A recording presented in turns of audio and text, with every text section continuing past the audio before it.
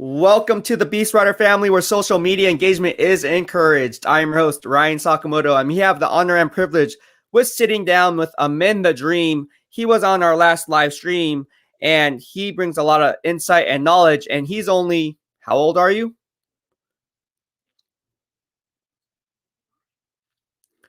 Are you there? 14. All right, so he's only 14 years old, and for those who are joining the BEASTwriter Family show, he's only 14 years old. He really knows his stuff. Amin the Dream, thank you so much for hopping on the show. We're just going to go ahead and get started. There seems to be some audio issues, but if something is not working, please let us know in the comments section, and we can go ahead and get started on that and kind of fix that problem. So Amin the Dream, we are going to go ahead and talk about your San Francisco 49ers. Obviously, that's your favorite football team. Let's start there. Let's talk about the strength and conditioning coach, Dustin Perry. What are your thoughts on him, and do you think he should be hired or fired? I couldn't hear you. What did you say? All right, so the strength and conditioning coach, Dustin Perry, with all the issues that are going around San Francisco and all the issues that are coming around with them, do you think they should be he should be hired or fired? He should be fired. He should be fired. He should be fired. Like the other teams have the same exact camps as us. They have the same exact practices as us. And for some reason, the only team that we hear about getting injured the most is the Niners. Like, no other team in the league gets as much injuries as us pretty much every year. And every year, the same thing happens every single year, where the Niners have the talent. The Niners have the talent on the roster. They are a playoff contender team. They are like the Bills and the Chiefs. They have Super Bowl potential. The only thing that's hold us back every year is the injuries. And it happened in 2019 we made it when we were healthy. 2020 we were injured. And we don't want to get injured again this year. So fire that strength and conditioning coach, man. Like, get a new strength and conditioning coach. I don't understand what happened. What do you guys teaching these players that they get injured every single time, every single year? At least they already got injured twice in the Shanahan era. Like, in 2017 we sucked. 2018 Jimmy Garoppolo got injured. 2019 we made it to the Super Bowl. In 2020 we also got injured. So Right. Our seasons aren't good, and especially Kyle Shanahan definitely should tell John Lynch to fire the strength and conditioning coach, because that's also his job on the line. Because if they kept getting injured, then Kyle Shanahan's going to lose his job, because the Red York easily even the Niners fans want to win games, and you can't win games with injured players.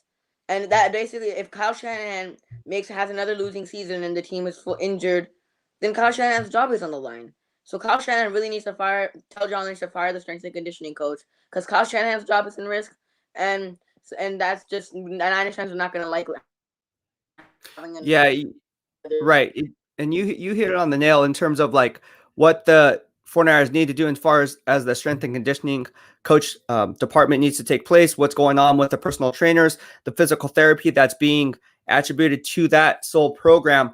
You know, being in the fitness industry, I know how it works. And you hit it on the nail in terms of all these teams are doing similar things and similar practices and running their practices very similar. The difference comes down to the strength and conditioning coach. What a lot of people don't understand is it's a science, and it's not as simple as, you know, going and reading off Google, going off YouTube and watching these workout videos. I mean, you really have to dissect on a player-by-player basis. The problem I have with the strength and conditioning program in place in San Francisco is, how are these players being structured? Because a lot of times it takes a lot of legwork to do the due diligence on each individual athlete.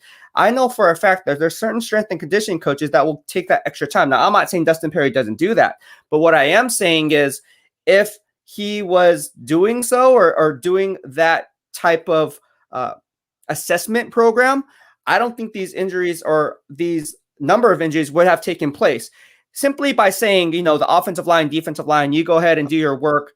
Let's see where you guys are at structurally and physically and what your work capacity is at. And then we can go from there. Well, it's kind of different from you and for me. If we play the same position, we're wide receivers, and you were more on the conditioning side in the offseason portion of the program when you did that by yourself, and I'm more on the strength side inside the weight room. Well, even though we play the same positional unit, we would be required to do the same exact things once the offseason OTAs and offseason training activities take place. We'd have to be doing the same things. But see, you're doing yourself a disservice to you and to me, because I'm not conditioned as well as you, and you're not. Your strength is not as on point as it is mine, right? So how do you mirror the two elements and then kind of mesh those two together? Because at the end of the day, we play the same positional unit, but yet we're required to do the same things once the off-season training program begins. That's where the disconnect comes into play. You should be doing similar things to what other people are doing in the off-season program that you were tailored to, and according to me. So again, I think there's some disconnect there. I'm not saying that's what's happening, but it appears, if you're on the outside looking in, that that's exactly what's going on. Is there seems to be a disconnect in the phase 1, phase 2, phase 3, and phase 4 training sessions of their off-season program. That's why when you talk about these strength and conditioning coaches for other NFL teams, how come these players are not getting injured?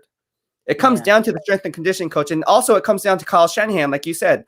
Let's peel back layers of the onion to get to the core. Kyle Shanahan is the man responsible for structuring his practices. He already got fined for playing bump and run. And they got in trouble for that, right? They already got in trouble for that. You're not supposed to be doing that. That's a no-no. I get it. They want to brew competition, rookie minicamp, whatever. Okay, whatever. That's fine. It's against rules. It's not fine. But, I'm not going to hit them. I'm not going to be like, oh, my gosh, that's why they're bad. That's why they're injured. No. Why they're getting injured, it comes down to the way he structures his practices, right? You have to know when to tailor back, and then you have to know when to put the gas to the pedal, the metal to the pedal. So, with that being said, again, to your point, I agree with you 110%. I think Dustin Perry should be on the outside looking in at this point because there has to be a downfall. You have one job, all right? And in the NFL, you have one job is to keep these guys healthy, make sure their strength is on point and that they're progressing, not having relapses or not having what's called setbacks that we often hear with the San Francisco 49ers. Talking about a setback, Tarvarius Moore tore his Achilles.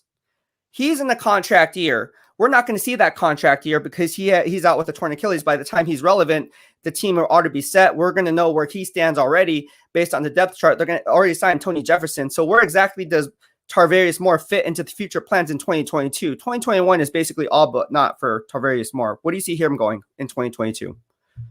He's definitely not going to be on the Niners for sure. That's for sure. Especially, we also drafted Talanoa Hufanga from USC. He's right. Jimmy Ward and I don't know about Jaquiski Tartt, but Jimmy Ward still has 2 years left on his contract. I just don't see him being on the roster anymore. Justin School got cut and he got injured. He tore his ACL, if I remember correctly. I see the same thing. Either they're gonna cut him, or that's the only logical thing I can see from Tarvarius Moore because they're gonna cut him because they don't really need another safety. They drafted a safety in the draft, and they also signed Tony Jefferson. I don't see him being back on the Niners. Right, I agree with you. And if for anyone that remembers how they got Tarvarius Moore, he was a 3rd-round pick that was acquired in the Trent Brown trade. So Tarvarius Moore was a highly sought-after free safety, strong safety, whatever the case may be, interchangeably now playing strong safety for Jaquiski Tartt. But it's all for naught. I mean, the guy is now injured. He's now damaged goods. Now, they could bring him back in a fraction of the price because at the end of the day, I think that's why Jaquiski Tartt returned because he was injured. And then no one wanted to take on his contract or where he would command the open market. Obviously, the Niners had leverage. Parag Marate saw that. Tarvarius Moore could come back on a 1-year prove-it deal, just like you saw with K'Wan Williams, just like you saw with Jason Verrett and some of these other guys. But with that being said, I like your line of thinking. I think you should move on in another direction because at the end of the day, you're getting a guy who is now injury-prone and had, 4 years? No, 3 years, right? Well, 4 years doesn't count because he's not playing this year, but 3 years body of work to prove to see if he could be a viable NFL starter. We saw it last year, and it was okay, but it wasn't enough for me to warrant him a 53-man roster spot with new blood coming in every year. I like that. I like your thinking there. Let's go ahead and move on. We talked about Tarvarius Moore, the torn Achilles. Let's talk about quarterback Trey Lance. There's people asking me if he's going to be the week 1 starter, and I said, look, I'm not going to downplay anyone's logic or rhyme behind their reasoning, but let's face it. Be careful who you follow because at the end of the day, everyone wants to make a name for themselves, right? And which is fine. But if you're going to put out something, you better be credible enough in your line of thinking that you're right because the credibility will fall off the board. Here's my thinking, and this is what I'm hearing out of San Francisco is Jimmy Garoppolo is the starter. He's the starter. You're not going to pay a guy $26, $27 million, whatever the case, whatever that number is, for him to ride the pine, especially with that locker room dynamic. So anyone who knows the 49ers has been inside that locker room, who's actually worked with the 49ers and the players, and then obviously know the team inside and out from a, reporting perspective, it's hard for anyone to say that Jimmy Garoppolo is not going to be the starter week 1 because at the end of the day, you brought in Trey Lance to be the project, right? You need a scapegoat for the upcoming season. Jimmy Garoppolo is the scapegoat. Do you believe that is true? And do you think Trey Lance is ultimately going to be the week 1 starter? And if you do, which is fine, I mean, if you're right, hey man, if you're right, you're going to get more credibility, right? Do you think Trey Lance is going to be the week 1 starter? And if so, or if not, why or why not? I don't think he's going to be the week 1 starter. And the only reason I say that is because Jimmy Garoppolo knows the offense, and he's been there longer. And Kyle Shanahan's definitely, unless he sees something impressive, like amazing from Trey Lance, and Jimmy Garoppolo sucks so bad, then yeah, you might consider it, right? But Yeah. as it stands right now, I don't see him starting week 1, even though I feel like he should be starting week 1. As of right now, I just don't see Kyle Shanahan and John Lynch saying, "Hey, we're gonna put Trey Lance in week 1." Because Jimmy Garoppolo's been there longer. He knows the offense.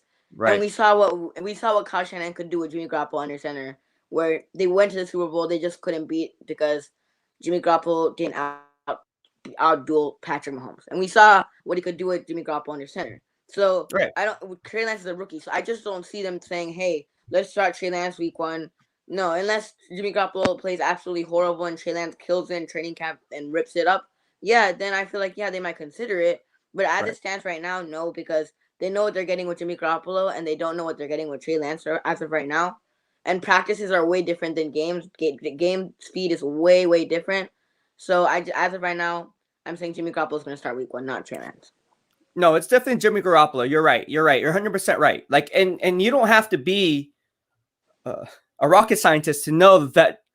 Come on, like, I understand. Like I said, and I don't care. I mean, if whoever puts that out there, because people are asking me and saying that people are reporting that Trey Lance is going to be starting week 1. I was like, well, where are you hearing this? And I can't remember who said it, but or there's a couple people that are saying it actually. But I don't. And I look and I'm like, well, I'm not hearing that. And it goes back to the point, like, why would you keep Jimmy Garoppolo on the roster to ride the pine? Because at the end of the day, now you're putting Trey Lance and throwing him into the fire, where you're bringing instant gratification into the picture and now putting undue pressure on Trey Lance in year 1. So now, Trey Lance may ultimately have the skill set to thrive and start week 1, but like Connie Carberg said, the first NFL female scout, you saw her show, you said you liked it, you liked what she had to say. It takes time for the quarterback, right? You need to kind of groom into the position, right? Yeah, he has the skill set, and which is why she loves Mac Jones, right? Going through his progression, standing tall in the pocket, being a pure pocket passer. She knows football, and she agrees. I think Trey Lance needs some time. I mean, anytime those words come from someone who's in the know, who's actually been a scout, I take those words seriously. And getting to your point, I agree with you. And that Trey Lance needs some time, because at the end of the day, if you're a GM and you're John Lynch, why would you want to take on that risk? Why would you want to take on the risk on sitting Jimmy Garoppolo and then having people like me in the NFL media saying, hey, why are you sitting Jimmy Garoppolo if you knew he was going to sit? And Trey Lance was your guy all along for the last 2 months, even though you were hiding it from people, not me, but even though you were hiding an interest in Trey Lance, then what was the point of going through the commotion of, whether or not Jimmy Garoppolo is going to trade? You would have just traded him already.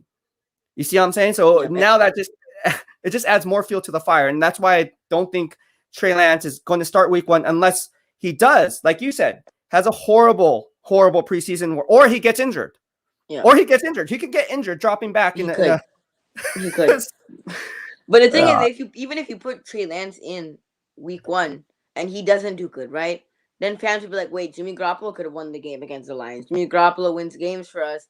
And then Niners fans especially, and the media will also come after Trey Lance. They'll be like, hey, like, you invested like these so many picks on him and he can't even beat teams like the Lions and the Eagles, and he's not showing good for you. Like, and also like the thing is, fans look at like guys like Mahomes and like Herbert, and they think every rookie quarterback's gonna do that. Like, no, those were just those are guys, they were special and they did it year 1. But not every rookie quarterback does that year 1. Rookie quarterbacks team time to develop. Let's look at Josh Allen.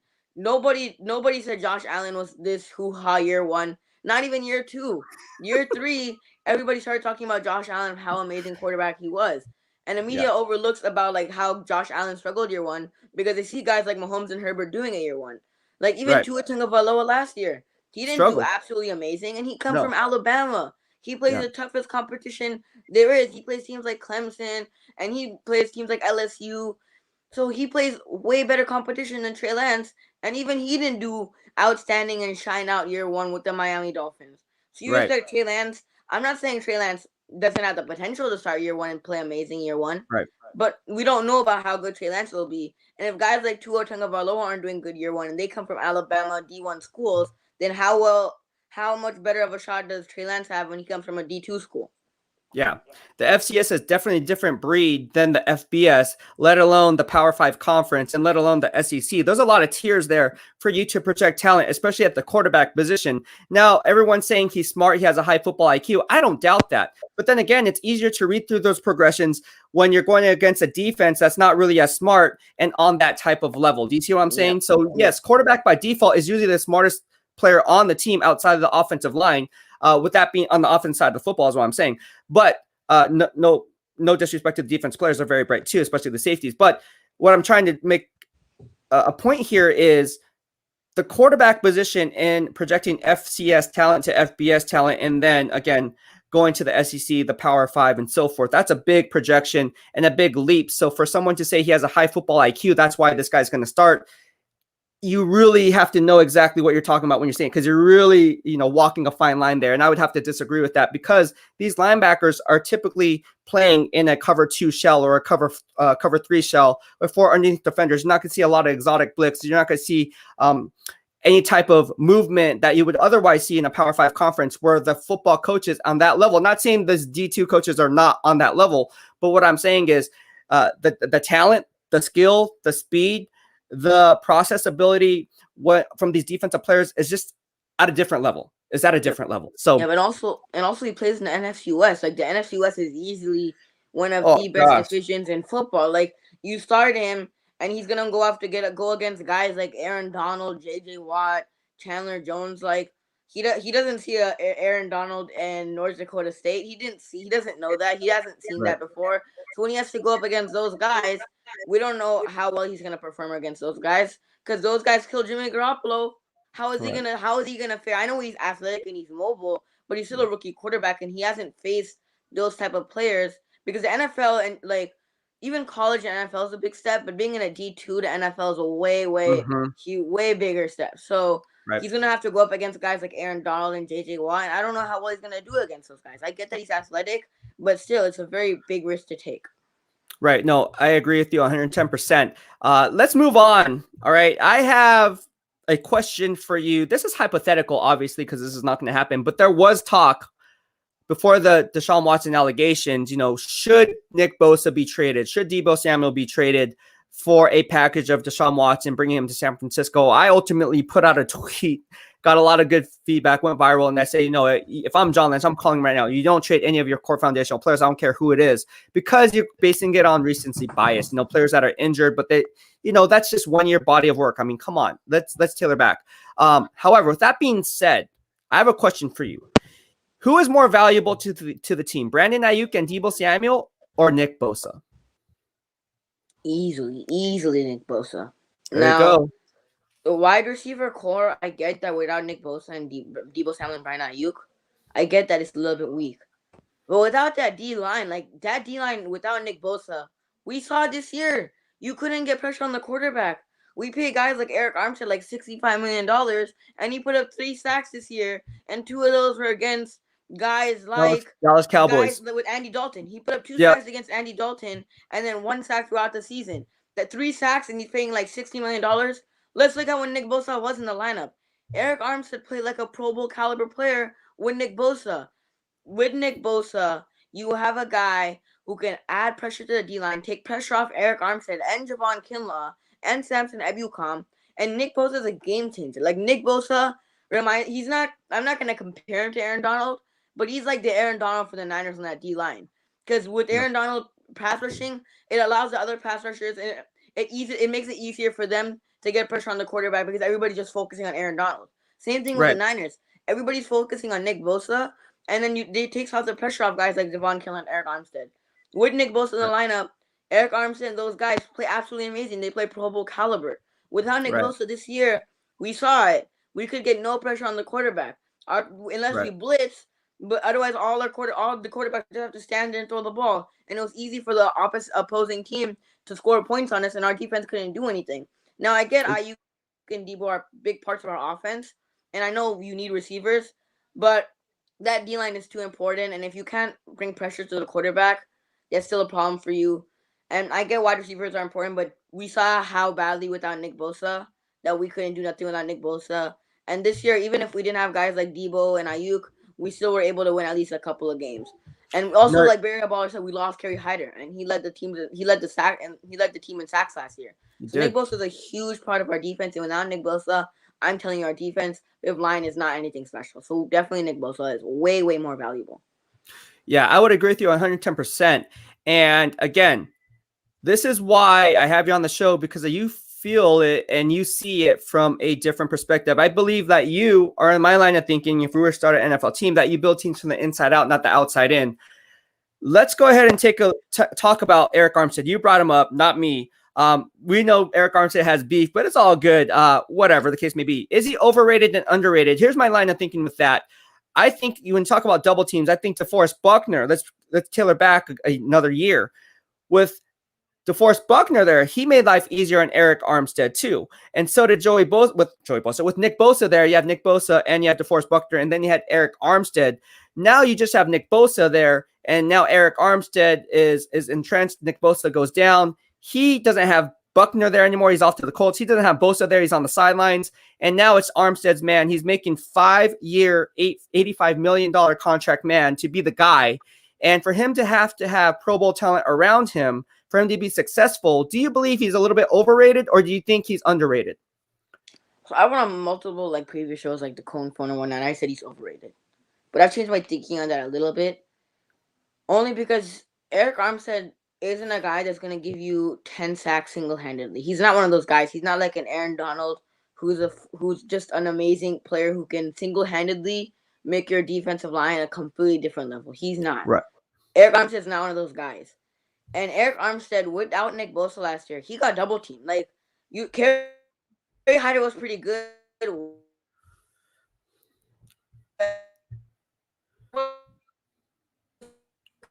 Could do with Nick Bosa. Nobody was worrying about amazing sacks last year. For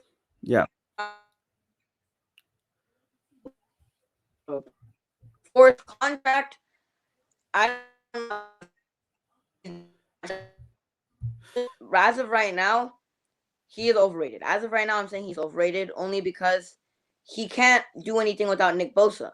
And if with Nick Bosa comes back next year and he puts up 10 sacks, sure, he's not overrated because he's underrated.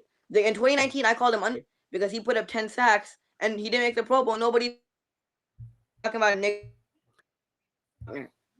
If Nick Bosa comes back next year and Eric Armstead balls out and has 10 plus sacks, then he's underrated. But as of right now, since he only put up 3 sacks and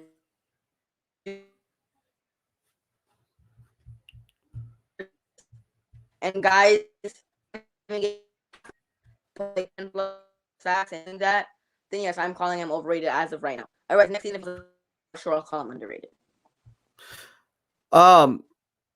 Yeah, I agree with you 110%. And look, this is some things that I look for when I look at Eric Armstead. Now we talk about the it looks like your internet is cutting out a little bit, Amin. So I don't know what's going on there, but it's kind of hard to hear you. But I kind of got what you're saying. You're saying basically he's overrated if he doesn't put up the sack numbers, but he's underrated if he has Nick Bosa for him to produce those sack numbers. Here's my line of thinking. You get paid 5-year, $85 million contract. And in my opinion, you are overrated because you don't have to have supporting cast around you or a strong supporting cast around you because you were paid to be the guy. You're now the man responsible for being the guy who's consistently double teamed and still getting pressure up front. Here's some grading systems that I have. I have my own grading system. I don't rely on PFF. For the second year in a row, from 2019 to 2020, Eric Armstead led the team and missed assignments versus the run. In fact, he had 23 last year, which ranked number 1 on the team and missed assignments versus the run. So when Kyle Shanahan calls him an elite run defender, I would have to disagree with that. He is the most undisciplined run defender on the team.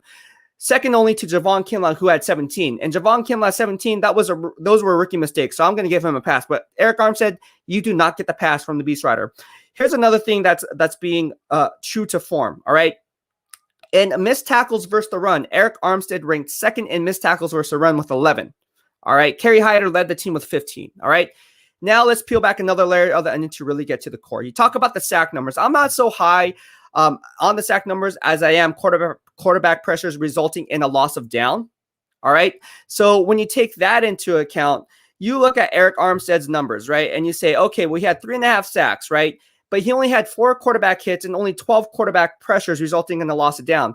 That, compared to what Kerry Hyder produced, doesn't even come close. It doesn't even come close to what Kerry Hyder produced, which is 8.5 sacks, 7.5 quarterback hits, and 22 quarterback pressures. So when you put that into account and you're asked to be that guy year in and year out, I just don't see it possible for you to really make a stance and say this guy's underrated in any way, shape, or form, because of the fact that he doesn't and he's unable to really set the edge and be that interior defensive lineman. Now, a lot of people are saying he's double teamed. No, he's not. Go back to the game film. A lot of teams he's singled up. A lot of times he's singled up. He's not double teamed. And when he does kick inside, he's still singled up. So I would beg to differ that Arik Armstead is more often as singled up as he is double teamed. I don't think they're focusing on Arik Armstead, especially later on in the year, like, oh man, like we have to double team Arik Armstead. And look around the NFL. Again, I cover all 13 NFL teams. You look at teams like the Atlanta Falcons with Grady Jarrett. You look at teams like the Cleveland Browns with Myles Garrett.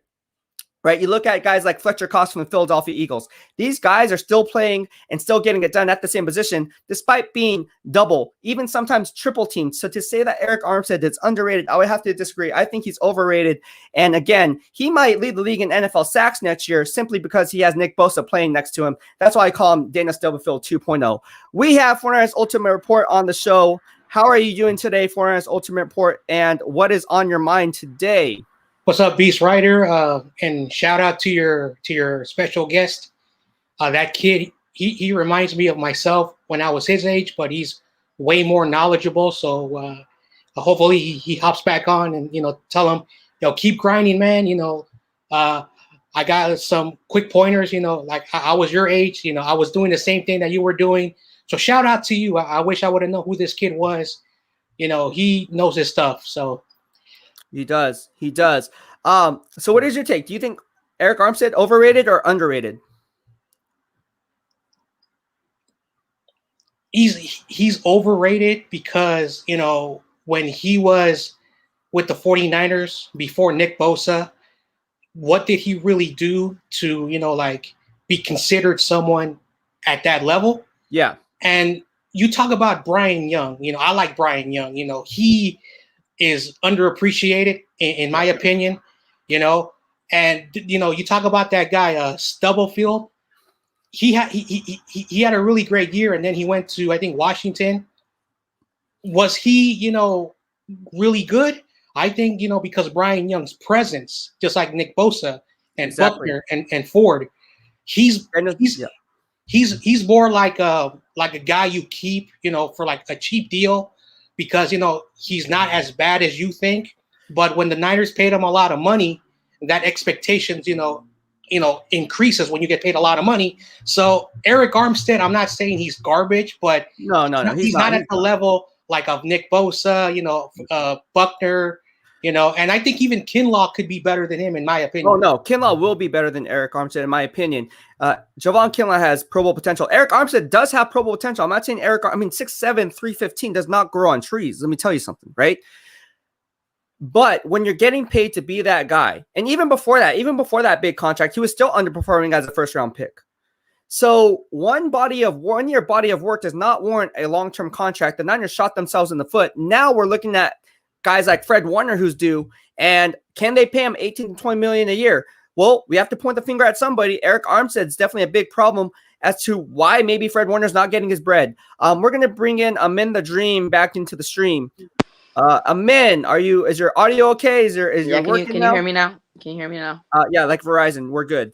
Fred Warner is due to make $18 to $20 million per year. I mean, I said it since day one. I'm the one that broke the news. Obviously, Fred Warner Sr. comes in. He's a big supporter here in the BEASTwriter family. Comes in the live chat, says I'm doing a good job. Says I'm spot on in regards to his son. Arik Armstead is one of the reasons why Fred Warner, in my opinion, right? No one else is saying this, but in my opinion, that's hampering Fred Warner's contract, because at the end of the day, he's going to want a front-loaded money. In the last 2 years in my grading system, Fred Warner has outperformed Bobby Wagner in my grading system for the better half of the last year and a half. With that being said, Bobby Wagner was getting paid $18 million per year in those years, while Fred Warner, because he was on a rookie deal, was getting paid less than $1 million per year. With that being said, that's a difference of $17 million annually. You multiply that by 2. That's $34 million in guaranteed money up front already. That's where the negotiation starts, and that's guaranteed money. Now you're talking about 18-20 million on top of that. You have guys like Darius Leonard coming out of that 2018 draft class. That's a third-round pick from the Indianapolis Colts. He's an all-pro in my grading system. You have guys like Roquan Smith, who's also a first-team all-pro in my grading system with the Chicago Bears, drafted number 8 overall, just 1 pick before right tackle Mike McGlinchey. You have guys like Tremaine Edmonds for the Buffalo Bills. Devin White. You have guys like Devin White, right, coming up, right, from the 2019 draft class, right? So these guys are all coming up at some point, right? Levante David still got his money, but he's kind of a guy that was tailored on in the later half of his career. I don't think he's going to get a bigger contract than what he did. I think that was his last go-around there. But with that being said, all these inside linebackers are going to help reset the market. Wouldn't it be wise to re-sign Fred Warner now? The question is, how come they're not doing it? They have the cap space. Why aren't they doing it? Why aren't they showing Fred Warner love? Are they thinking of franchising tag this kid and saying, you know what, we need to buy another year? Or because he's valued at 18-20 million per year, they're going to pull a DeForest Buckner and trade him away? I hope they do not pull a DeForest Buckner, because if they pull a DeForest Buckner, I'm going to get pissed. Because, like, we pulled a DeForest Buckner last time, and who do we pay? Eric Armstead. We paid him like $80 million. Like, no. And the difference between Fred Warner and Eric Armstead is Fred Warner deserves his money. And he plays at a high level. And last year when that defense was injured, he played at a very high level when the entire defense was, and most of the defense was injured. So you have to pay Fred Warner no matter what. If you don't want to pay him this year, then franchise tag him. And the thing, like, you brought up guys like Darius Leonard. They're also in the market to get a contract. And if they get paid a lot of money, like $18 to $20 million a year, don't you think Fred Warner's going to be like, hey, like, I feel like I outperformed those. I feel like I outperformed Darius Leonard. I feel like I played better than them. I want more money than them. And then what are the Niners going to do? They're going to be like, okay, we're screwed, right? Because we can't pay him $23, $24 million a year because we just can't. We don't have that. We have to pay Trey Lance. We have to pay those. Still, we still need to sign all the rookies. So what are the Niners going to do? I don't know why they haven't signed him yet, but they should sign him immediately as soon as they can. And they should get the deal done because he deserves the money, unlike Eric Armstead, because I feel like they paid him because he had one good season with Nick Bosa. But he deserves this money because he played good when the entire defense was injured. And there are some other linebackers that are in the market to get a lot of money, and you have to pay him before you get paid. The other players get paid, because then you don't have to pay him as big of a contract as guys like Darius Leonard, because they're easily going to ask for a lot of money. No, they're going to reset the market. And I said it, if you go back in my earlier podcast months ago, I'm talking 4 or 5 months ago, I said this. I foresaw this coming, and people were like, no, he's under contract. Like, okay, watch. And then news broke, and that's how my traffic started to rise. And then from there just was one thing after another. But you hit on the nail. I mean, if you don't sign him now, what are you waiting for? Because other players are going to reset the market. Now the bar is just getting raised and raised and raised and raised, right? At what point do you say, okay, we know what he's worth, and his agent's going to go this. He's going to be like, you know what? I don't care what these guys are getting paid. My client was voted a first-team All-Pro at the same exact position. So the discussion ends there. If I was Fred Warner's agent, that's exactly where I would start. But you know what? I don't care what Darius Leonard. I'm talking about my client. My client was a first-team All-Pro, voted a first-team All-Pro, which means he's the best at his respective position. He needs to be and reset the market. I don't care what these guys get, and whatever they got, I'm gonna want more guaranteed money. I don't care the size of the contract. I want the guarantee. So he's gonna command more guarantee than any of these other players, because guarantee wise, he deserved it. He earned it. First team All-Pro. That says a lot, and actions speak louder than words ever will. So we can talk a big game. You can be very charismatic in your approach, but at the end of the day, if you don't have the numbers to back it up, then it's all for naught. And Fred Warner is the gold standard at the inside linebacker position. Doesn't matter if it's a 4-3 base or a 34 unconventional front. So I agree with you 110%. I think he needs to be paid, and paid now. What about you, Fortnine's ultimate report? Yeah, he deserves to be paid, period. I'm not going to have an argument, about he doesn't deserve the money. And one of the reasons why I think the 49ers have not signed him at this moment, or anytime before today, is that what are they waiting for? Are they doing something like they did with George Kittle? Or are they gonna franchise tag him? The conversations and the arguments are endless. If they don't sign him when the season ends, you talked about it. I've been watching you, Beast. That market's gonna reset. Bobby Wagner has $18 million. Darius Leonard, you talked about it, and the other linebackers. If those guys get paid before Fred Warner, what is going to be the price for Fred Warner? So if they don't sign him, soon, hopefully, we don't overpay to keep him, or we don't have to franchise him, or hopefully not another Buckner, because I'm still pissed off about the Buckner situation. And at the end of the day, like the 49ers, like they were able to make more cap space in free agency. They found a way to pay Trent Williams all that money, and his first year is not even as much as people think, because I saw the numbers. So, hopefully they figure out something. Yeah, you hit it on the nail, man. And again, I agree with you guys 110%. I don't think there's any discussion about it. I think trading away DeForest Buckner was top 5 biggest mistakes in 49ers franchise history, up there with Charles Haley, in my opinion. Yep. And that is just, I said it when the trade was my very first podcast episode on here. I said why making sense of the DeForest Buckner trade, why it was a bad move, basically. And people are like, no, we're going to get Javon Kinlaw. I was like, well, he's going to struggle as a pass rusher. And like, oh, you're just hating us. Like, hey, watch. And now we see it. Now, I'm not saying Javon Kinlaw's not going to be good. He can be great, right? I think year 2 is where he's going to shine. I think he's going to have 5 to 10 sacks. No NFL reporter or anyone in the NFL media is reporting this. I'm putting my balls on the line and saying, Javon Kinlaw, you better back me up here, because my credibility is on the line. I think you're going to eat. I think you're going to get 5 to 10 sacks, whether or not Bosa is there or not. But with that being said, yeah, I agree with you guys in the sense that, you look at guys like Eric Armstead, who gets paid. I mean, Eric Armstead's arguably the highest paid defensive player. I mean, if we run the numbers, I believe, he's up there. He's up there with Jimmy Garoppolo. Now, Jimmy Garoppolo's not going to be on the team much longer, but Eric Armstead is. And everyone's saying trade Eric Armstead. Well, no GM is going to want to take on that dead money, or that, sorry, not that dead money, but the contract, the size of his contract based on his production. Because, again, if you're a guy looking to trade for a guy of that caliber, valued at $85 million, you're going to want that guy to be the guy. You're not going to want to have to pay another $85 million guy for him to have success as an $85 million. It just doesn't make sense that way. So the Niners, Parag Marathe shot himself in the foot when he made this deal, because at the end of the day, he was banking on their production, and there's too much dead money tied to his contract for them to just simply wipe their hands clean of Eric Armstead. They can't do it either through trade or vice versa. He's stuck there for at least the next couple of years. So he's not going anywhere. And again, even if the ball's out of control, there might be a few teams that are interested, but those are few and far between, because you got to remember, edge rushers, pass rushers, they're coming in abundance now, right? In years past, it was like a traditional 4-3 tweener or a 3-4 outside linebacker that you can fill in. Nowadays, they seem to be churning, and you seem to find these guys in later rounds. You look at guys like Danielle Hunter from the Minnesota Vikings, right? Got him in the 3rd round. A lot of talent can be had in the 3rd round based on the scheme, or based on later rounds. So I don't know what's going to happen with Eric Armstead, but hopefully he does well. But if I was to be a betting man, and if Nick Bosa goes down, if you were to ask me his sack production, I would say 5-6 sacks would be his ceiling. Yeah.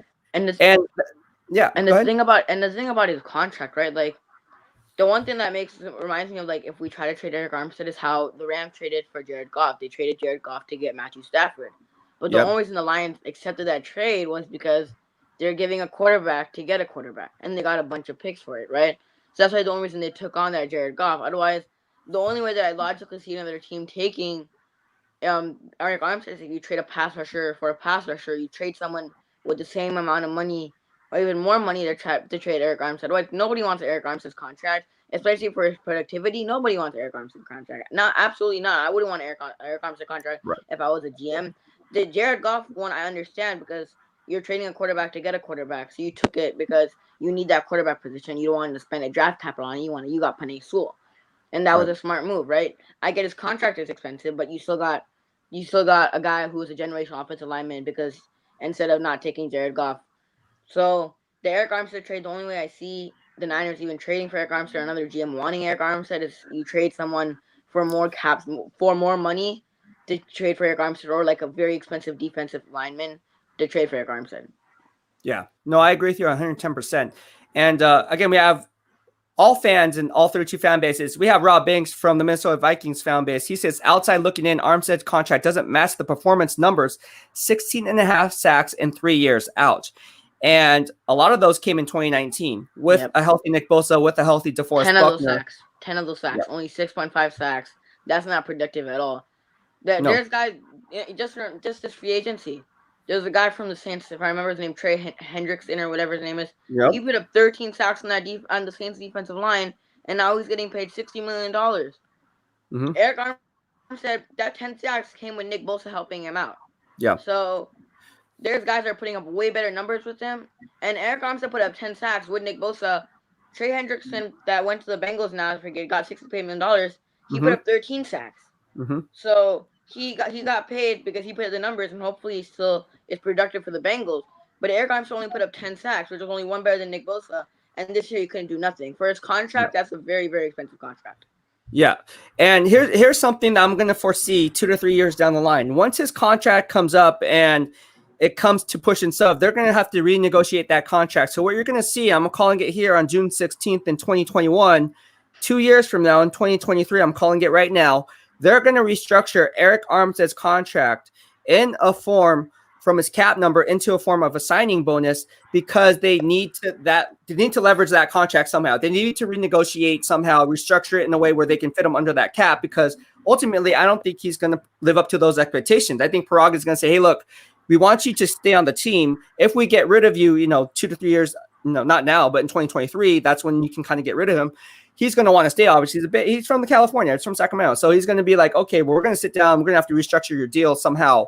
Are you able to do that? If he says no, then he's going to be released or whatever. But if he says yes, he's going to definitely be out of there, because he's not living up to his contract at all. If you're getting paid 80, if he lives up to that contract next year, and he has 13, at least 11 plus sacks, and he does that productively, sure, you're living up to your contract.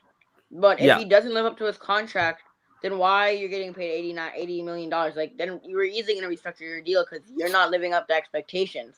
Exactly. And we're giving you money, and you have to live up to those expectations, because we don't give you free money. We pay you money because we feel like you'll help our team do better. And if you're not helping our team to the level that we want you to, the contract that we're giving you, then of course they're going to restructure his contract. Yeah.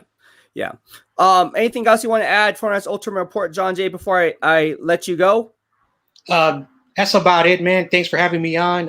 What's up, Amin the Dream? Continue doing what you're doing, man. When I was your age, instead of me playing, with those toys and comic books, I was reading, fantasy football, watching ESPN. So you remind me of myself, man. I think in a few more years, you'll be like the BEASTwriter. You know what you're saying, and it's really great to see kids like you with great great insights of the 49ers. And as always, Beast, thanks for having me on.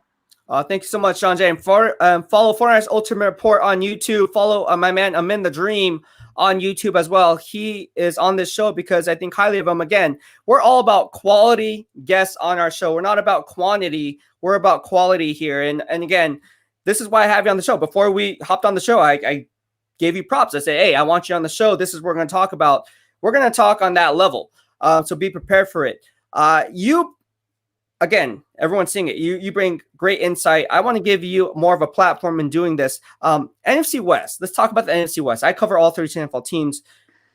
Who do you think improved the most and gives the 49ers the best run for their money this year? Now, improve the most and run for their money, my answers are going to be different. Okay. Improve the most is going to be the Cardinals, right? Okay. Hands on the Cardinals, in my opinion, because you get guys like J.J. Watt, AJ Green, and if AJ Green is healthy, that wide receiver duo combos, in my opinion, can be really scary. D-Hop and AJ Green. If AJ Green is healthy, yeah, that's going to be scary. You added guys like Rondell Moore, there you go, Zaven Collins. You added some pretty good pieces to your team. The only thing that I feel like they needed to improve on was corners, and they also have a really underrated player named Budda Baker, safety. Nobody talks about Budda Baker, but he's a really, really good safety. Like, Dude, He's I one of talk the about him. He got my vote for first team Pro Football Writers he also Association. He's he a beast. definitely had my vote also. He's an amazing player. Nobody talks about Buda Baker. People talk about Minka Fitzpatrick, and those guys are great, but Buda Baker does not get the respect that he deserves. And the only weakness that I see on the Cardinals are two positions: the running back and the cornerback.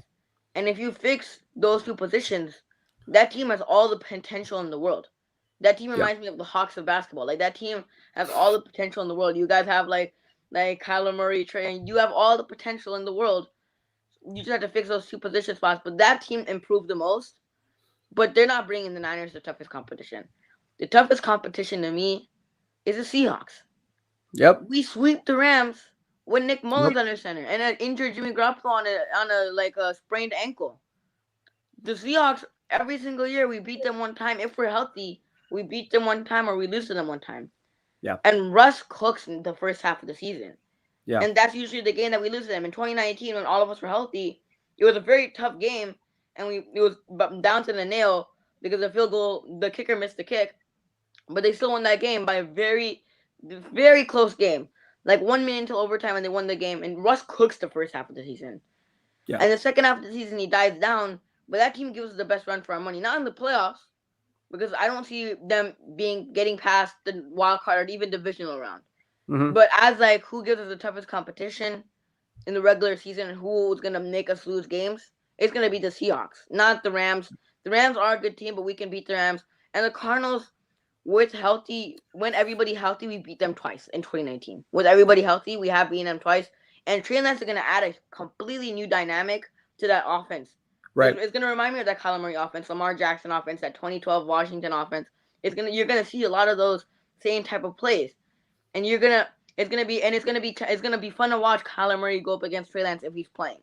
So the only reason I say the Seahawks is because when we play the Seahawks, it's always the toughest game. It goes down to the last second. Even the last game last year, the season, it was 23-26, and we lost the game. But it was a very tough game against the Seahawks, and it's always fun to watch it. Like, I watch the Seahawks game, and I'm nervous until the last second. And sometimes even the Seahawks blow us out. Sometimes, we went to Seattle this year and we got blown out, and Jimmy Garoppolo under center. So it's really fun to watch it play against Seattle, and Seattle easily gives us the toughest competition in the division. Yeah, you bring up Buda Baker. Look, in my grading system, with the 7.3 being an all-pro level, he was graded at 7.7. Here's some numbers that I run. Again, I cover every snap of Buda Baker. I take it very seriously. Obviously, I have year-end voting rights for Pro Football Writers Association, and I vote for the first team all-pro. Here's some numbers that I want people to know about when it comes to Buda Baker. For one, a lot of people talk about, is a guy a strong safety or a free safety? Buda Baker is an interchangeable safety. He does a lot of different things in that defense. He's the quarterback of the D. You can mix and match what Buda Baker does. So he disguises coverage single-handedly, much like the Tyrann Mathieu, the Honey Badger with the Kansas City Chiefs, who also had my first team all-pro vote. This is some food for thought that I want people to know about, all right? In my grading system, he had 2 tackles for no gain, which is absolutely stunning from a strong safety, free safety position. He also had 5.5 tackles for loss for minus 14 yards, which is excellent. He had 14.5 tackle wins. The guy had 5 quarterback pressures, so he brings the blitz. Again, you're adding dimensions to his game that not all safeties can do or have the unique skill set to do. Quarterback hits resulting in a loss of down. He had 1 in week 6. Pass breakups.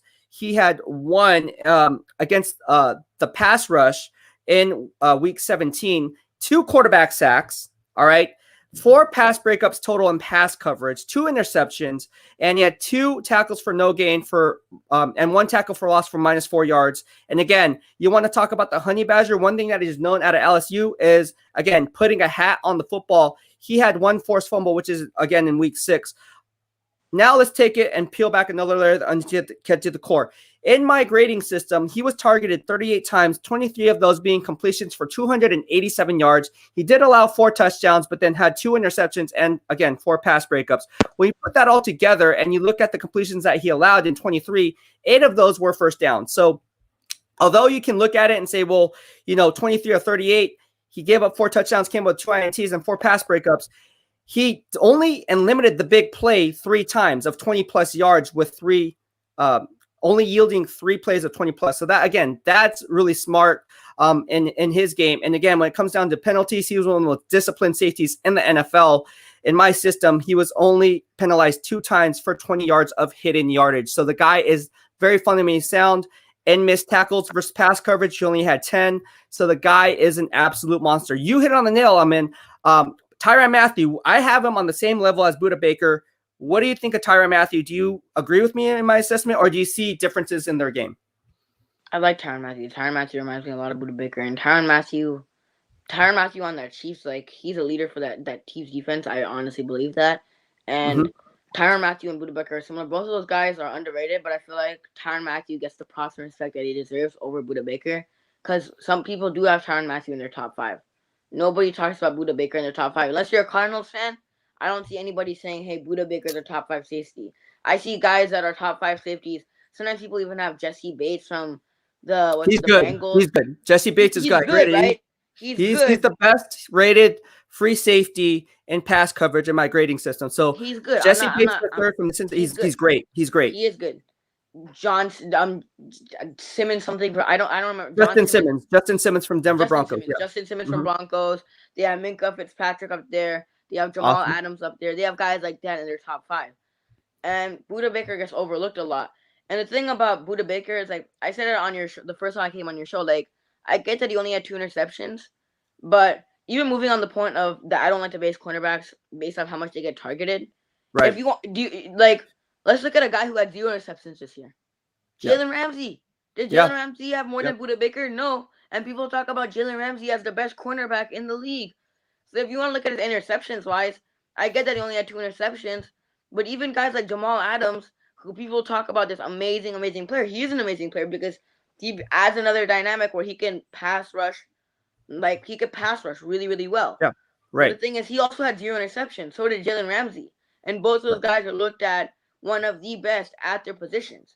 And people overlook Budda Baker. Yeah. And again, just because, and I think it's really ridiculous how people can say, oh, based on interception numbers, that's what warrants first team all pro. Like, no offense to Xavier Howard, but he is not on the level of Jair Alexander, Jalen Ramsey. All right. Those guys are the standard. And Jair Alexander is, in my book, he was the top rated safety in 2020. I like Jalen Ramsey a little bit more than Jair Alexander because he can mirror the opposing offenses wide receivers. But with that being said, I like Jair Alexander because he's perfect for a zone-based scheme. He's very sound. He will play. He will give you an 8 to 12-yard cushion, and he will still make plays on the football. And Jair Alexander has the speed. He has the intelligence, high football IQ. I mean, the guy can leverage his splits how he sees fit. Pre-snap, he's very smart and savvy. That way, makes plays at the catch point, wins those 50-50 balls. Jair Alexander, to me, is one of the most underrated cornerbacks in the NFL, and he's not even discussed in the top 5. So I want to give love to Jair Alexander just like you give love to Budda Baker. I 100% agree with you on the Jair Alexander. Nobody gives Jair Alexander enough love. And he, like, I don't remember exactly the correct stats, but I remember, like, I saw this video where, like, Jair Alexander locks down guys like Allen Robinson and, like, Justin Jefferson and those guys kill opposing cornerbacks. And some guys that are in the top 5, and Jair Alexander makes them look like practice squad receivers. Oh, yeah. And he gets no love. Like, people talk about Jalen Ramsey. Jalen Ramsey, props to him, man, because he deserves the respect and he balls out. But people overlook Jair Alexander, just like you said. And he locks down amazing receivers, and he makes them look like practice squad receivers. And nobody talks about Jair Alexander. And he's my second best cornerback in the league, hands down. Yeah. Let me just run the numbers on that. You bring a good point. I mean, you're going up against guys like Justin Jefferson, right? Adam Thielen from the Minnesota Vikings, who play within the division, right? The NFC North. And you got Chicago Bears like Allen Robinson. So there's a lot of talent in the NFC North. And the Green Bay Packers, obviously, right? When you talk about the Packers and who's on his team, you have guys like Devontae Adams. So the NFC North has a lot of good wide receivers in that division. But with that being said, let's go ahead and break it down. Jair Alexander only had 1 interception last year. That's it. And people will always go to the interception numbers because that's the sexy stat line. What people don't understand is what I look for in my grading system is, okay, how many times is he targeted? And of those, how many of those being completed? Right? Yeah. How many big plays does he give up? How does he play pre-snap? Is he smart enough? Is he helping on the back end? Because a lot of times, I hate to say it, but people who try to grade game film, they really don't know what to look for. Because a lot of times, like I said, if you watch, I'm not going to put out any names or call anyone out, but they go by the nearest defender. And that's the worst thing you can do, because a lot of times maybe Jair Alexander is leaving his assignment to help out that teammate on the back end, because if no one helps him out, he's the last line of defense sometimes based on the rollover coverage. So you really got to know what to look for. And Jair Alexander, like you said, had 1 interception and doesn't get a love because of that 1 interception, but he had 12 pass breakups in my grading system. The guy, here's some numbers, right? In weeks 2, 3, 4, week 7, week 8, week 13, week 14, week 15, week 16, and week 17, he led the NFL in giving up 20 yards or less. All right. So that to me tells me he's a true shutdown corner. I don't care what scheme you're in. Yeah. Anytime you can lock down opposing wide receivers and in that system, you're doing a good job. So yeah, I like how you said that. If that doesn't impress you, I don't know what does. And like, I'm going to just say it again. I get that he had 1 interception. And the one thing that makes me really, really annoyed is that people love talking about cornerbacks based off interceptions. Like, no, you don't base cornerbacks off interceptions. Like, Richard Sherman, props to him because he's an amazing cornerback. But Richard Sherman leads the league in interception, if I remember, like in the last 10 years. Last 10 years, he leads the league in interceptions. And Richard Sherman's like put on this thing where he's an amazing quarterback. Yes, he is an amazing cornerback. But is he better than guys like Darrelle Revis and those guys because he has more interceptions? No. Yeah. He's not, because that's just based off how much you get targeted. And to allow less than 20 yards, that means that people don't want to target him because they know that your best receiver can do nothing against Jair Alexander. They just can't. So just because he had 1 interceptions, if you're putting a guy like Jalen Ramsey on this pedestal and he had 0 interceptions, and you're not putting a guy like Jair Alexander, like the stat line that you said that he had in week 5, week 7 to week 17 or whatever, all those weeks where he allowed less than 20 yards and only had 1 interception, he still had 1 more interception than Jalen Ramsey, and Jalen Ramsey put on this pedestal, and nobody talks about Jair Alexander. But that stat line is impressive, and it just annoys me when people base cornerbacks off interceptions. It just really does. No, that's the same thing with sack numbers too. Like, you have to really know what to look for in order for you to say that. Like Trey Hendrickson, don't get me wrong, he shouldn't have been a first team All-Pro. I'm sorry. I'm sorry. I agree with that. He shouldn't have. I think he's gonna falter with Cincinnati. I don't think. I think he's gonna bust. I think he's gonna bust. And I agree, he had Cameron Jordan on the other side. You guys got to remember that he had Cameron Jordan. The Saints defensive line is not as bad as people make it out to be. And Trey Hendrickson was eating because a lot of focus was on Cameron Jordan. Again, I ran grades on Cameron Jordan. He was playing at a first-team All-Pro level in my grading system as well. So Trey Hendrickson, I thought that was a bad move. And that's why the Cincinnati Bengals are ultimately always underperforming. Look, Carl Lawson was on the Cincinnati Bengals. He then moves on to the New York Jets. They had similar contracts. So why not just keep Carl Lawson in-house? Yep. Then go outside and get a guy like Trey Hendrickson. It makes no sense. And also, Carl Lawson has done without. Carl Lawson has put up way more sack numbers. Exactly. He's shown that he could do stuff without that D line being bad. He's shown that he could put up the sack numbers. And the only reason I brought up the Trey Hendrickson with Eric Armstead thing is because that's the only comparison that I could bring up. But even like you said, that Trey Hendrickson had Cam Jordan on the other side. Yep. And that's why why did Kerry Hyder put up 9 sacks? And the Seahawks are smart, right? Because if the Seahawks gave him a $50 million contract, I'd be like, hey, like, good job. Like, good job. I applaud you that you gave him like a $50 million contract, because I don't know how well he's going to do on your D-line, and I don't really care because he's not on my team anymore. You guys have to pay that $50 million contract. Right. And that's the only reason that was because everybody was focused on Eric Armstead because he put up those 10 sacks. And everybody on that D-line was like, hey, the only guy that we need to worry on this D-line is one player, Eric Armstead. And Kerry Hyder would get the sacks. Same thing with Trey Hendrickson, right? I would be quick to say because in my grading system, and I was watching Eric, he was singled up more times than not. It was Kerry Hyder that was actually getting double teamed. Oh, really? Not Eric Armstead. Go back to watch the game film, and you will notice that Eric Armstead was double teamed just as much as Kerry Hyder was, especially on the back end with that personal protector, that running back, whoever that they would chip him at the line of scrimmage, Kerry Hyder, and with that tight end or whoever he was lined up, whether it's a 4-5, whatever technique he's playing, Eric Armstead was double teamed. I'm not saying he wasn't double teamed, But I would say the focus of the defense as the year went on was more on Kerry Hyder than it was Eric Armstead.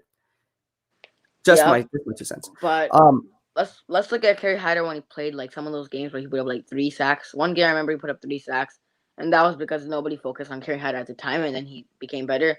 Mm-hmm. But just like I'm just gonna quicken this up real quick.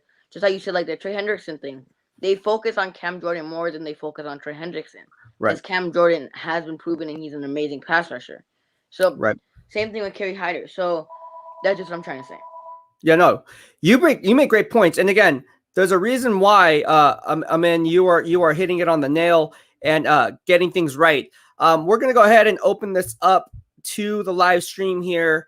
If you guys have any questions, you guys can go ahead and add yourself into the live stream. I'm just gonna go ahead and do that. Amin the Dream is coming back into the stream. You good? Yeah, I'm good. I'm good. All right. So again, you hit it on the nail, man. Again, I like saying hit it on the nail because you did. I mean, there's no other way to say it. Is you're spot on. I like having you on the show. Everyone loves you, and you're doing a good job. Okay, we have a Jets fan in here. Jets gang. He's a big supporter here. He does like to rile up the Niner fans in here, but he says that Marcus May. What do you say? Marcus May is better than Budda Baker. I have to disagree with this. No way. I love Marcus May because I watched one Jets game. Yeah. And I watched that one Jets game, and Marcus May was the only guy on that defense that was making plays. Mm-hmm. And I was like, wait, this like I didn't know the Jets had this amazing safety, corner or safety. I don't remember what position he was. Safety. Yeah. Safety. Right. I was like, I didn't know this man had an amazing safety on their team because I don't watch the Jets really that much. Yes. And the one game that I saw, he was playing really, really well. And he was the only guy that was making plays on that Jets team. Yeah. But he's definitely not near close to being as good as Budda Baker. Budda Baker makes plays on that defense.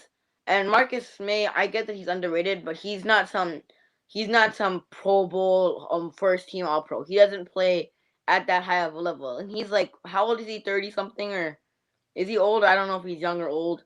He's not that old. He's not that old. Let's look it up real fast. But no, you're right, man. Like it's not even a discussion. It's not. Some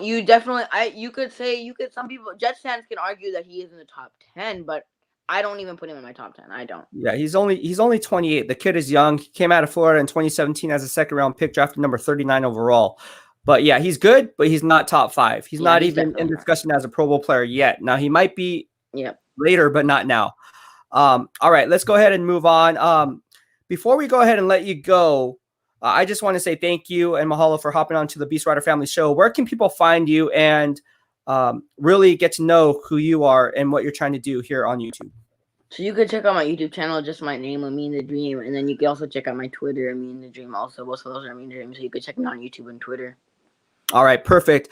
All right, Amin the Dream. Thank you so much for hopping on the show. Thanks for having me. I had a great time. Thanks for having me. Bro. I had a great time. You're gonna hop on more. Like I said, if you wanted to have your own segment here on the BEASTwriter Family, you just let me know. You can give me the green light. We will go ahead and do that.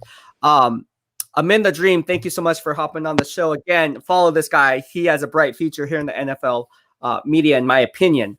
Thank you so much, Amin, for hopping on the show. Appreciate it. Yep. Thank you. All right, that was Amin the Dream, and we are going to go ahead and get to some of your questions. Isaac V from the BEASTwriter Family says, Beast, do you feel the Niners coaches get too emotionally attached to players? Yes.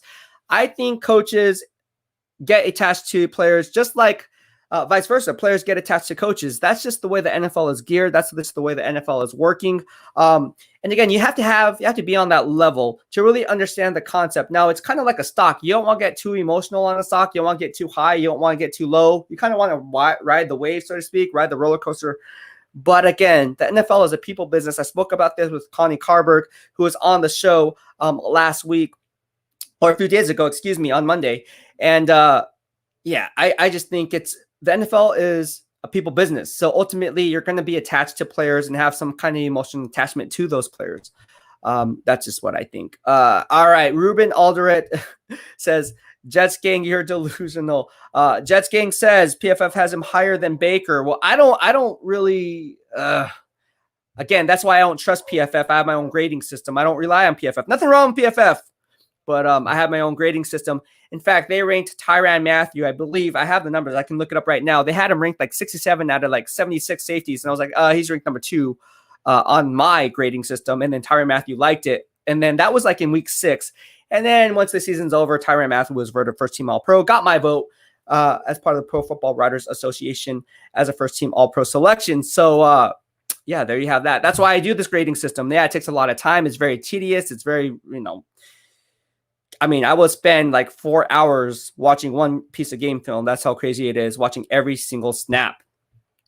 Monica Canamis from the BEASTwriter Family says, Beast, can you explain your thoughts on PFF for Jets Gang? I think you would benefit from hearing your opinion. What I can say about PFF is everyone's entitled to their own opinion. That's why I formed my own grading system. Again, the proof is in the pudding. I have my grades. I put out my midseason All-Pro selections. It was right in line with PFF for the most part, outside of a few players. What I mean by few, I think 2.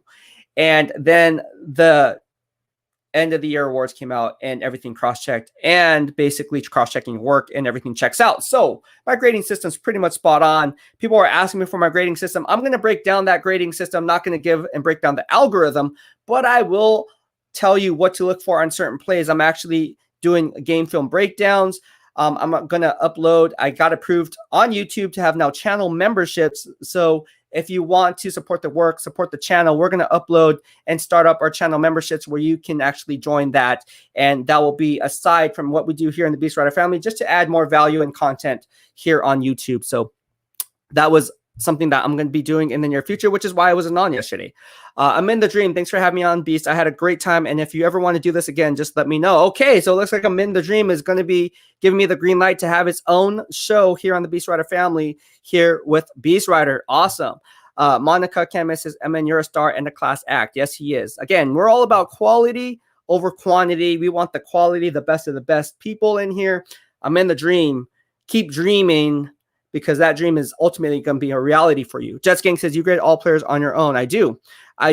And the players that I grade, when I watch them, I can't obviously cover all thousands of players. But what I do is I do watch the game film. Ultimately, I have a select number of players that I watch on every single team. Once those guys are not in line with my grading system through the first half of play, and I can kind of see, because I've been doing this for years, I will go ahead and take those out, pull those players out, and just concentrate on the ones that I want to focus on for the first team All-Pro selections or second team All-Pro selections. Take those guys in, and then what I'll do is I'll focus on those guys, and once the 4th game rolls around of the season, which is the quarter, once the first quarter ends, the first 4 games, you guys get it, we'll then check and cross-reference some of those players. If they're still doing bad, I'm going to wipe them clean, because odds are if you're not getting it done in the first 5-6 games, you're not going to make a first-team All-Pro selection in my book, because you're not consistent enough. I'm sweating just saying it. Yeah. All right. Jan Paul Edwards says, yes, he does, as in me. Yeah. Rob Banks from the Minnesota Vikings family says, NFL Game Pass for the film breakdown. I do have NFL access to NFL Game Pass, because, again, I'm proud of the Pro Football Writers Association. As Jean-Paul Edward Dios points out, he is a PFWA voter. Yes, I am. So I do have year-end voting rights for Rookie of the Year, MVP, First Team All-Pro selections, All NFC team, All AFC team, Most Improved Player, Comeback Player of the Year. You get the picture. So I take it very seriously in my grading system, and I've been doing that for the last, 4 or 5 years now. All right. Ollie Bear, mahalo for the super chat and super sticker. Thank you so much. If you like the work, like the channel, like the BEASTwriter movement, we are striving to push here on YouTube. Consider sending me a super chat. He says, hey, brother Ryan, I finally got on here live. Amin is brilliant, and he's truly a blessing. Mahalo for having him on. Aloha. Yeah, and Amin's going to have his own show. He just gave me the green light to go ahead and do so. We're going to fit him into the BEASTwriter family schedule, and let's really show him love. Let's get this guy up there and up there fast. He's only 14 years old, so that way when he goes off to high school and goes off to college, and then obviously if he wants to make this a career, he's already set. It's already set. And with social media and the age of information the way it is today, that's what we want to strive here in the BEASTwriter family. You know, I'm using my platform and how I got to this point to kind of raise everyone's game up, right? Like, I don't care. I mean, there's enough people where they can eat at the table, right? There's enough food at the table. So I always like helping others if I could. I think that's the way I was raised, and that's the way I'm going to do it, and I don't care. So Jets Gang says, what is PFWA? Pro Football Writers Association, or Pro Football Writers of America. Look it up, and you can see that. Jets Gang says, you need to come to Jets to be a part of the staff. Well, my friend was coaching the New York Jets, and he was on the show. His name is Andre Carter. That'd be cool to join the Jets. I don't know if you caught Connie Carberg, who was also on our show, the first NFL female scout who happens to cover the New York Jets as one of the team's scouts. Alejandro Malanche, my man. It's always good seeing Alejandro. Love this guy. From the BEASTwriter Family says, Jimmy Ward is so underrated as well. When healthy, he can be a top safety in the league. I agree with you 110%. Jimmy Ward is my boy. He supports me. He supports Bayer Rooted, my clothing line. You guys see him wearing it, flossing it during his workouts. Jimmy Ward, give that guy some love. Again, in my grading system, again, people talk about the interceptions or the lack thereof. That's fool's gold. Jimmy Ward is as sound as they come, and that's not being biased. That's telling it like it is and being unfiltered and 100. Isaac V says, who do you believe has the best chance to go worst to first this season? Any teams you see flying under the radar that might be a bigger problem than people anticipate? That is a great question. And gosh, from worst to first, let me look at the standings, and I can I don't have any off the top of my head. I'll have to be honest with you, but I can look up the standings. And then we can kind of go from there and see exactly who has the best opportunity based on the strength of schedule, based on how these teams kind of played their offseason with their moves, the draft, and so forth, free agency, and what other teams within the division have made to me to warrant whether they can make a run at the money. Because at the end of the day, for a team going from worst to first, you have to first win the division. So, well, ain't going to be the Jacksonville Jaguars, I'll tell you that. It's not going to be the Cincinnati Bengals. Well, me, I don't know. Cincinnati Bengals might be one. I know that sounds crazy, but isn't it crazy? Well, it's crazy to see the Cleveland Browns do it during COVID year. So could another AFC North do it in back-to-back years with the Cincinnati Bengals? It could happen. Philadelphia Eagles, not so much. Although I did like their draft. I did like their draft a lot. Philadelphia Eagles. No, the Philadelphia Eagles might do it too. Not the Lions, not the Falcons. Oh, has to easily be the San Francisco 49ers there. They finished last in the division, and they're going to go to the top. But they're not under the radar. You're going to say they're not under the radar. Okay, so one under the radar team. I'm going to have to say it's between the Philadelphia Eagles. Call me crazy and call me stupid. Or, geez. I'm going to say the Denver Broncos. I don't know why I'm saying the Denver Broncos, but actually, I can't say the Denver Broncos. Can't say the Denver Broncos. I'll say Cincinnati Bengals. Why not? Cincinnati Bengals. Now watch me be wrong. I don't care. It's a hard one right now. Ask me again once preseason rolls around. All right. Here we go. Monica says, like I said, Bay Area rooted. There you go. Bay Area. Monica knows what's up with Bay Area rooted. Yeah, that's my other business that I have. Jess Gang says, yeah, I seen it. It was cool. Jan Paul Edward Didio says, her take on Josh Rosen makes so much sense, as in Connie Carberg. I hear that a lot from people who has worked with him. Yeah, his work ethic is not the best. Not the best. Rob Banks says, Eagles or Falcons? Interesting. Falcons, huh? Oh, yeah, the Falcons could be one because Calvin Ridley's there. You still have Matt Ryan. How's the running game, though? I mean, I guess you can say they have, what's-his-face, Mike Davis. His quads are amazingly big, but I don't know. We'll have to see him.